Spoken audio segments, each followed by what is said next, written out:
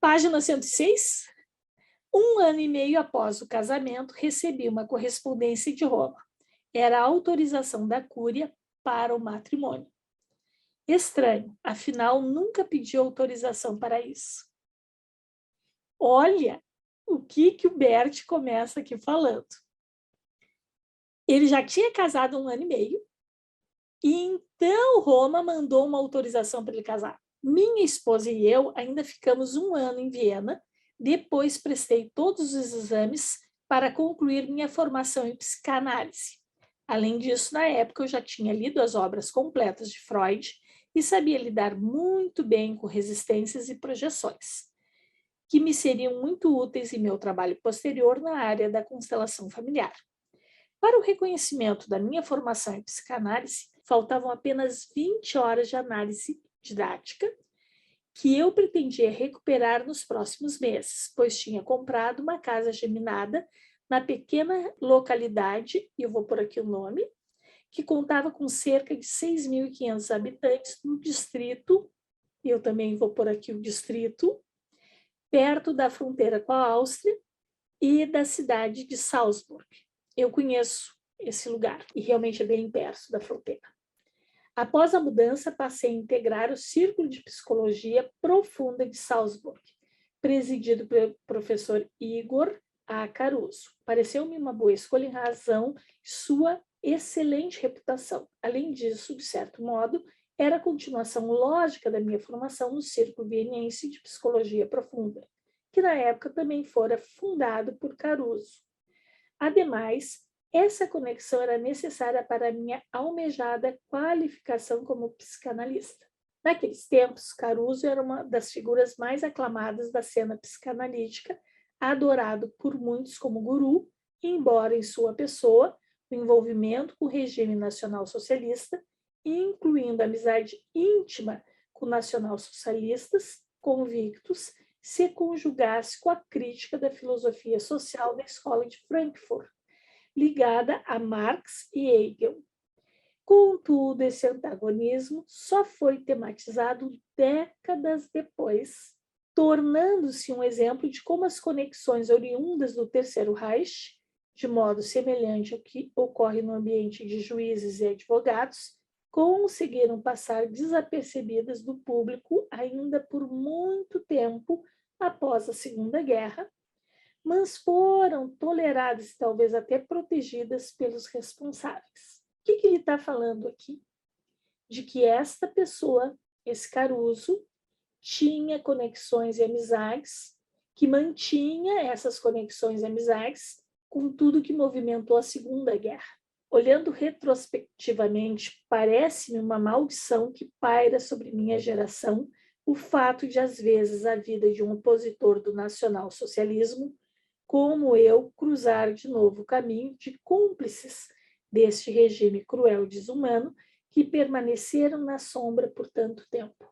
E aqui o Bert declara irrefutavelmente a postura dele contra o regime nazista, de como ele tinha se posicionado, tanto é que ele tinha sido taxado de inimigo número 1, né? Não número 1, inimigo do partido. Igor Alexander Graf Caruso nasceu em 1914 na cidade de Tiraspol, atual Moldávia Transnistria, outrora pertencente ao sul da Rússia, de uma família de pequena nobreza que deixará a Rússia após a Revolução de Outubro. Estudou pedagogia na Bélgica, onde se formou em 1937 e trabalhou em um centro de apoio educacional. 2 anos depois, mudou-se para a Estônia para se casar com sua primeira mulher, Irina Grauin. Em 1942, graças à influência de terceiros e, sobretudo, do marido da irmã de Irina, que era membro da SS, e aqui embaixo ele fala o que é a SS, que é Organização Paramilitar ligada ao Partido Nacional Socialista, porque eles falam essas siglas, porque para eles isso é comum. Claro que nós também já temos uma noção do que é SS, de tanto que se viu em filme, de tanto que se viu em vários lugares. Mas alguém que não viveu um pouco mais perto da Segunda Guerra pode, não tem intimidade com isso, então é uma nota aqui de rodapé. O casal foi para a Áustria. Com a ajuda do cunhado, Caruso obteve um posto de educador e perito na renomada instituição vienense de assistência aos jovens, conhecidas como... Nesse estabelecimento havia um hospital psiquiátrico infantil, com um suposto departamento pediátrico. As crueldades cometidas nessa instituição foram descritas nas mais de 500 páginas do relatório final sobre a violência contra crianças em reformatórios da cidade de Viena, elaborada em 2012 por a pedido do município de Viena. Crianças com doenças hereditárias e congênitas, bem como menores com deficiência mental e déficit de aprendizagem, eram isoladas e submetidos a experiências médicas.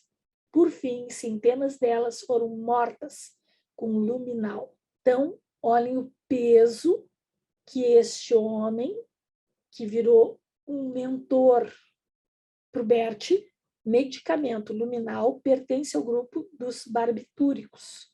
É utilizado no tratamento de epilepsia e como sedativo. Em 1940, na clínica psiquiátrica, desenvolveu o chamado esquema luminal, que inicialmente era empregado apenas na eutanásia de crianças. Por vários dias, os pacientes recebiam 3 vezes ao dia uma superdose injetável. Como também apresentavam subnutrição, morriam pouco tempo depois de pneumonia. Em outro trecho do relatório final, os autores se referem à instituição, o programa de eutanásia destinado-se a bebês e crianças com doenças hereditárias, bem como a crianças epiléticas ou diagnosticadas pelos psiquiatras como débeis mentais, a maioria na seção de lactantes, que no jargão interno era denominada de Departamento da Comissão do Reich. Nele, a maioria das 789 crianças registradas na instituição foi assassinada.